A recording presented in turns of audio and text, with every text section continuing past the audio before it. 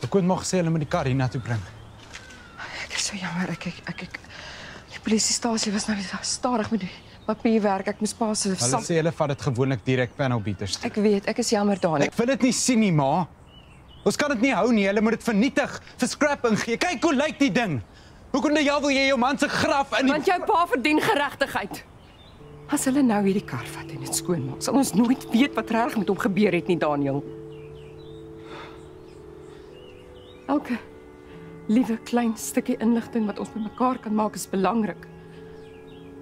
Alles het hoe vaag en jy dink dit is 'n leidraad en jy bekyk dit van elke hoek en dalk sien jy net ietsie kleins wat die sleutel tot die groter prentjie kan wees.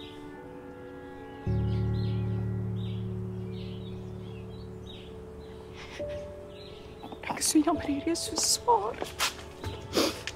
Ek wil net weet wat reg met hom gebeur.